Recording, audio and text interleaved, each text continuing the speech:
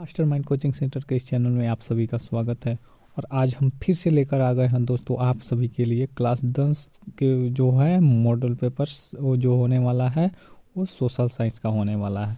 तो क्लास 10 के विद्यार्थियों इसे बहुत गौर से समझे और ये सोशल साइंस का जो मॉडल पेपर है इनको खूब अच्छे से इसको गौर से देख ले ताकि आपका एक भी क्वेश्चन एग्जाम में नहीं छूटे। तो चलिए हम बिना देरी किए हुए पहले क्वेश्चन की ओर चलते हैं।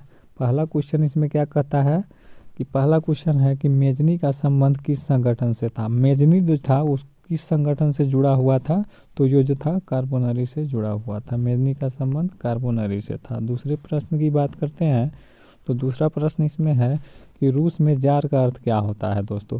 रूस में जो है जार का अर्थ क्या है दोस्तों, तो रूस का सम्राट। रूस में जार का जो अर्थ होता है वो रूस का सम्राट यानी कि रूस का राजा कहलाता है वो।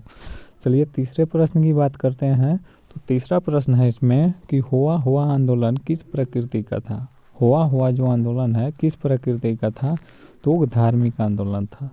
हुआ हुआ आंदोलन जो था वो धार्मिक आंदोलन था। चौथे प्रश्न की ओर चलते हैं। तो चौथा प्रश्न क्या कहता है कि चौथा प्रश्न है कि भारत में खिलाफत आंदोलन शुरू हुआ, यानी कि भारत में जो है खिलाफत आंदोलन कब शुरू हुआ, तो 1920 में शुरू हुआ। भारत में जो खिलाफत आंदोलन है वो कब शुरू हुआ, तो 1920 में शुरू हुआ। याद रखिएगा इसको, एक एक क्वेश्चन इंपॉर्टेंट होने वाला है आपके, या ये जो होने वाले आगामी एग्जाम है इसके लिए बहुत इंपॉर्टेंट क्वेश्चन है, इसको अच्छे से देखते चलते हैं। पांचवा प्रश्न की बात करते हैं। पांचवा प्रश्न इसमें क्या है कि 1917 ईस्वी में भारत में पहला जूट मिल किस शहर में स्थापित हुआ था। 1917 ईस्वी में जो है भारत में पहला जूट मिल किस शहर में स्थापित हुआ था, तो ये जो हुआ था कोलकाता में हुआ था। याद रखना है किस शहर में स्थापित हुआ था पहला जूट मिल, तो कोलकाता में हुआ था। छठे प्रश्न की बात करते हैं। छठा प्रश्न में क्या कहता है कि पूंजीपति वर्ग के द्वारा किस वर्ग का शोषण हुआ था। पूंजीपति वर्ग के द्वारा जो है किस वर्ग का शोषण हुआ था, तो इसमें श्रमिक वर्ग भी शोषित हुए थे, मध्यम वर्ग भी, कृषक वर्ग भी, यानी कि इनमें से सभी होने वाला है। पूंजीपति वर्ग के द्वारा सभी वर्गों को शोषित किया गया था। चलिए सातवें प्रश्न की बात करते हैं। तो इसमें सातवां प्रश्न क्या है कि प्राचीन काल में किस स्थल मार्ग से एशिया और यूरोप का व्यापार होता था। प्राचीन काल में जो है यानी कि पुराने समय में जो है किस स्थल मार्ग से एशिया और यूरोप का जो व्यापार होता था, वो व्यापार किस मार्ग से होता था, तो वो जो होता था रेशम मार्ग से। क्या हो जाएगा, रेशम मार्ग। आठवें प्रश्न की बात करते हैं। आठवां प्रश्न है कि गुटेनबर्ग ने सर्वप्रथम किस पुस्तक की छपाई की। गुटेनबर्ग जो है सर्वप्रथम किस पुस्तक की छपाई की, तो वो जो था बाइबल था। बाइबल जो पुस्तक थी उसकी छपाई गुटेनबर्ग ने सबसे पहले की थी। नौवें प्रश्न की बात करते हैं। तो नौवां प्रश्न इसमें है कि राष्ट्रपिता के नाम से किसे जाना जाता है। देखिए दोस्तों, इसको आप पहले से भी जानते होइएगा। राष्ट्रपिता के नाम से किसे जाना जाता है, तो महात्मा गांधी को। महात्मा गांधी को जो है राष्ट्रपिता के नाम से जाना जाता है। 10वें प्रश्न की बात करते हैं। तो इसमें 10वां प्रश्न है कि कौन सा सामाजिक वर्ग बुद्धिजीवी वर्ग के रूप में उभर कर आया। कौन सा जो सामाजिक वर्ग था वो बुद्धिजीवी वर्ग के रूप में उभर कर आया, तो ये जो था मध्यम वर्ग। जो मध्य वर्ग था वो लास्ट में क्या हुआ कि बुद्धिजीवी वर्ग के रूप में निकल कर उभर कर आया। 11वें प्रश्न की बात करते हैं। तो 11वां प्रश्न क्या कहता है कि बिहार में संपूर्ण क्रांति का नेतृत्व किसने किया था। बिहार में जो है संपूर्ण क्रांति का नेतृत्व किसने किया था, तो ये जो था वो जयप्रकाश नारायण। जयप्रकाश नारायण के द्वारा ही बिहार में संपूर्ण क्रांति का नेतृत्व किया गया था। चलिए 12वें प्रश्न की बात करते हैं। तो 12वां प्रश्न है कि टीपू सुल्तान शासक थे, कहाँ के शासक थे। टीपू सुल्तान जो थे कहाँ के शासक थे, तो ये जो है मैसूर के शासक थे। कहाँ के थे, तो मैसूर के शासक थे टीपू सुल्तान। याद रखिएगा। 13वें नंबर प्रश्न की बात करते हैं। तो 13वां नंबर प्रश्न है कि जालियांवाला बाग हत्याकांड कब हुआ है। ये क्वेश्चन बहुत इंपॉर्टेंट होने वाला है दोस्तों, ध्यान रखिएगा। जालियांवाला बाग हत्याकांड कब हुआ, तो 13 अप्रैल 1919 ईस्वी को हुआ था। कब हुआ था, तो 13 अप्रैल 1919 ईस्वी को।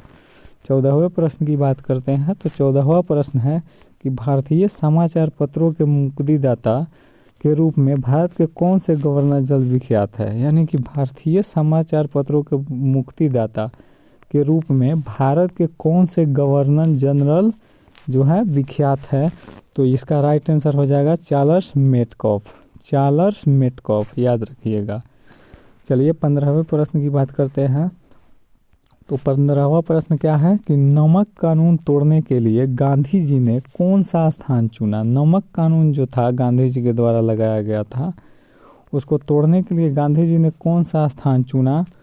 गांधी जी द्वारा नहीं लगाया था दोस्तों, इस गांधी जी ने तोड़ने के लिए कौन सा स्थान चुना, तो दांडी यात्रा शुरू करके नमक कानून को गांधी जी ने तोड़ दिया। चलिए 16वें प्रश्न की बात करते हैं। तो 16वां प्रश्न क्या है कि बंगाल का विभाजन कब हुआ। बंगाल का जो विभाजन है वो कब हुआ, तो 1905 में। बंगाल का विभाजन 1905 में हुआ। चलिए 17वें नंबर प्रश्न की बात करते हैं। तो 17वां नंबर प्रश्न है कि कार्ल मार्क्स की पुस्तक का नाम बताएं। कार्ल मार्क्स का जो पुस्तक है वो क्या है, तो ये जो है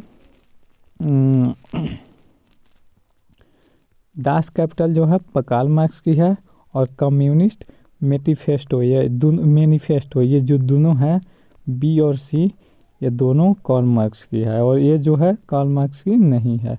तो इसका राइट आंसर डी हो जाएगा, यानी कि बी और सी दोनों। चलिए 18वें नंबर प्रश्न को देखते हैं। 18वां नंबर प्रश्न क्या है, किसने कहा कि मुद्रण ईश्वर की दी हुई महानतम देन है। किसने कहा कि मुद्रण जो है, मुद्रा पैसा, वो ईश्वर की दी हुई महानतम देन है, सबसे बड़ा तोहफा।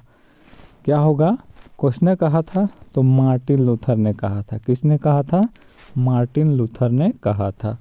चलिए 19वां नंबर प्रश्न की बात करते हैं। तो 19वां नंबर प्रश्न है कि इटली और जर्मनी के एकीकरण के विरुद्ध निम्न में कौन था। इटली और जर्मनी का जो एकीकरण हो रहा था उसके विरुद्ध में कौन था, तो ये जो था ऑस्ट्रिया जो था, ये दोनों के विरोध में था। चलिए 20वें नंबर प्रश्न की बात करते हैं। तो 20वां नंबर प्रश्न क्या है कि जर्मनी के एकीकरण का प्रमुख वास्तुकार कौन था। जर्मनी का जो एकीकरण हुआ था उसका प्रमुख वास्तुकार कौन था, तो ये बिस्मार्क था। कौन था, तो बिस्मार्क था। चलिए 21वां नंबर प्रश्न को देखते हैं। 21वां नंबर प्रश्न क्या है कि जब हम लैंगिक विभाजन की बात करते हैं तो हमारा अभिप्राय होता है, क्या होता है, जब हम लैंगिक विभाजन की बात करते हैं तो हमारा जो अभिप्राय है वो क्या होता है, तो समाज द्वारा स्त्रियों और पुरुषों को दी गई असमान भूमिकाएं, यही जो होती है ना लैंगिक विभाजन का मेन कारण होता है। चलिए 22वां नंबर प्रश्न की बात करते हैं। 22वां नंबर क्या है कि निम्नलिखित में कौन संघ राज्य की विशेषता नहीं है। इसमें से जो कौन है जो संघ राज्य की विशेषता नहीं है, तो एकहरी शासन व्यवस्था जो है संघ राज्य की विशेषता नहीं है। चलिए 23वें नंबर प्रश्न की बात करते हैं। 23वां नंबर प्रश्न क्या है कि इनमें से कौन सी एक बात लोकतांत्रिक व्यवस्थाओं के अनुरूप नहीं है। इसमें से कौन सी जो एक बात है लोकतांत्रिक व्यवस्थाओं के अनुरूप नहीं है, तो बहुसंख्यकों का शासन। बहुसंख्यकों का शासन जो है ये लोकतांत्रिक व्यवस्था के रूप में नहीं है, तो इसका राइट आंसर ये हो जाएगा। चलिए 24वां नंबर प्रश्न को देखते हैं। तो 24वां नंबर प्रश्न क्या है कि भारत एक लोकतांत्रिक राज्य है। भारत जो है एक लोकतांत्रिक राज्य है। निम्नलिखित में से किसमें यह घोषणा की गई है, किसमें बताया गया है कि भारत एक लोकतांत्रिक राज्य है, तो भारत के जो प्रस्तावना है ना, जो भारत के संविधान का प्रस्तावना, उसी में बताया गया है कि भारत एक लोकतांत्रिक राज्य है। तो इसका राइट आंसर क्या हो जाएगा, प्रस्तावना में बताया गया कि भारत एक लोकतांत्रिक राज्य है। चलिए आगे बढ़ते हैं। 25वां नंबर प्रश्न क्या कहता है कि किस लोकसभा चुनाव के बाद महिलाओं की भागीदारी 10% से अधिक हो गई। किस लोकसभा चुनाव के बाद महिलाओं की भागीदारी जो है 10% अधिक हो गई, तो 16वीं लोकसभा चुनाव हुआ था, उसी के बाद महिलाओं की जो भागीदारी थी 10% अधिक हो गई थी। 26वां नंबर प्रश्न का बात करते हैं। तो 26वां नंबर प्रश्न क्या है कि भारत में संघ एवं राज्यों के बीच अधिकारों का विभाजन कितनी सूचियों में हुआ है। भारत में जो है संघ और राज्यों के जो बीच अधिकारों का विभाजन है कितनी सूचियों में हुआ है, तो ये 3 सूचियों में हुआ है। कितनी सूचियों में हुआ है, तो 3 सूचियों में हुआ है। चलिए 27वां नंबर प्रश्न को देख लेते हैं। तो 27वां नंबर प्रश्न क्या कहता है कि निम्नलिखित में कौन लोकतंत्र में रंग भेद के विरोधी नहीं थे। निम्नलिखित में से जो कौन थे लोकतंत्र में रंग भेद के विरोधी नहीं थे? तो जेड गुड़ी जो थे ये लोकतंत्र में रंग भेद के विरोधी नहीं थे, याद रखिएगा दोस्तों। चलिए 28वां नंबर प्रश्न को देखते हैं। इसमें जितने भी क्वेश्चन है ना आपके आगामी एग्जाम में बहुत महत्वपूर्ण होने वाला है, तो इसीलिए इस जो एक एक क्वेश्चन को खूब गौर से देखिएगा और इस वीडियो को अच्छा लगे तो लाइक कर दीजिएगा और चैनल को सब्सक्राइब कर लीजिएगा, ताकि जो भी वीडियो मेरे द्वारा डाला जाएगा वीडियो वो आपको नोटिफिकेशन के द्वारा मिलता रहे। तो चलिए अगले प्रश्न की बात करते हैं। 28वां नंबर प्रश्न क्या है कि वर्तमान में नेपाल की शासन प्रणाली क्या है?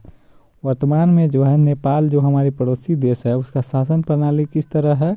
तो लोकतंत्र है, लोकतंत्र शासन प्रणाली नेपाल में होता है। चलिए 29वां नंबर प्रश्न की बात करते हैं। तो 29वां नंबर प्रश्न क्या कहता है कि राजनीतिक दलों की मान्यता और उसका चिन्ह किसके द्वारा प्रदान किया जाता है? राजनीतिक दलों की मान्यता जो है और उसका चिन्ह जो है किसके द्वारा प्रदान किए जाते हैं? तो निर्वाचन आयोग ये मान्यता प्रदान करते हैं, निर्वाचन आयोग, याद रखिएगा। तीसवां नंबर प्रश्न देखते हैं। तो 30वां नंबर प्रश्न है कि भारतीय संविधान के अनुच्छेद 19 में देश के सभी नागरिकों को कौन सा मूल अधिकार दिया गया? भारतीय संविधान के अनुच्छेद 19 में जो है देश के सभी नागरिकों को कौन सा मूल अधिकार दिया गया है?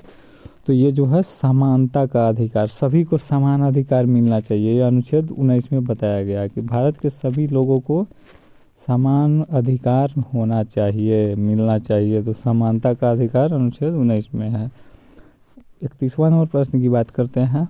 तो 31वां नंबर प्रश्न है कि निम्नलिखित में से कौन राष्ट्रीय दलें नहीं है? यानी कि निम्नलिखित में जो कौन जो है राष्ट्रीय दल नहीं है? तो राष्ट्रीय जनता दल ये राष्ट्रीय दल नहीं है। चलिए 32वां नंबर प्रश्न को देखते हैं। 32वां नंबर प्रश्न है कि भारत ने गणतांत्रिक संविधान को कब अंगीकार किया? भारत ने जो है गणतांत्रिक संविधान को कब अंगीकार किया? तो 26 जनवरी 1950। यानी कि भारत में जो गणतंत्र हुआ जो भारत 26 जनवरी 1950 को, इस समय संविधान लागू हो गया था, याद रखिएगा। 33वां नंबर प्रश्न की बात करते हैं। तो 33वां नंबर प्रश्न क्या है कि लोक जनशक्ति पार्टी का चुनाव चिन्ह क्या है? लोक जनशक्ति पार्टी का चुनाव चिन्ह क्या है? तो बंगला, इसका चुनाव चिन्ह क्या होता है? बंगला। 34वां नंबर प्रश्न की बात करते हैं। तो 34वां नंबर प्रश्न है कि सरकार का कौन सा प्रकार सबसे अच्छा माना जाता है? सरकार का जो है कौन सा प्रकार सबसे अच्छा माना जाता है? तो लोकतंत्र, ये जो प्रकार है सरकार का ये सबसे अच्छा माना जाता है। 35वां नंबर प्रश्न की बात करते हैं। तो 35वां नंबर प्रश्न क्या है कि ग्राम कचहरी का प्रधान कौन होता है? याद रखिएगा दोस्तों, इसमें के एक एक क्वेश्चन इंपॉर्टेंट होने वाला है, आपको बताते चलते हैं, अच्छा से देखते चलिएगा। ग्राम कचहरी का जो प्रधान होता है वो कौन होता है? तो सरपंच होता है। ग्राम कचहरी का प्रधान कौन होता है? तो सरपंच होता है।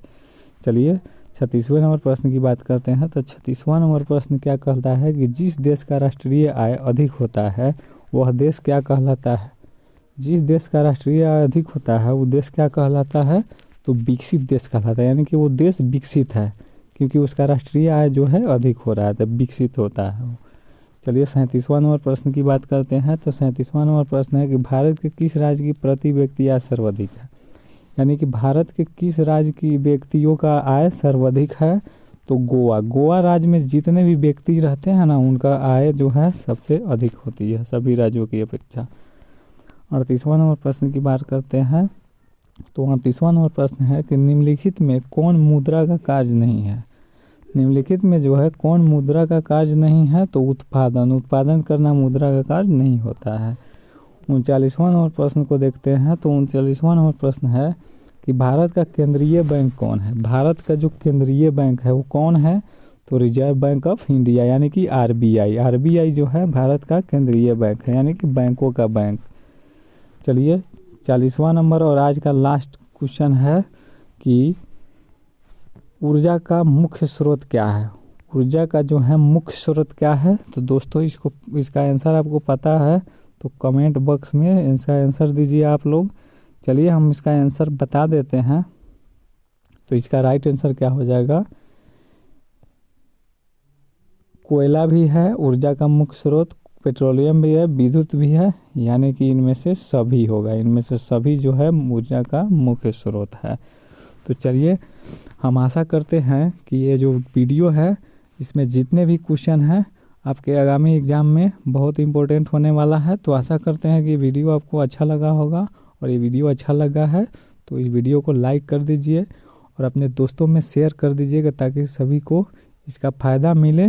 और मेरे इस चैनल को सब्सक्राइब कर लीजिएगा, ताकि आगामी जो भी वीडियो होने वाला है वो आपको नोटिफिकेशन के द्वारा मिलते रहे। तो चलिए दोस्तों, इतना ही पर हम क्वेश्चन वीडियो को समाप्त करते हैं।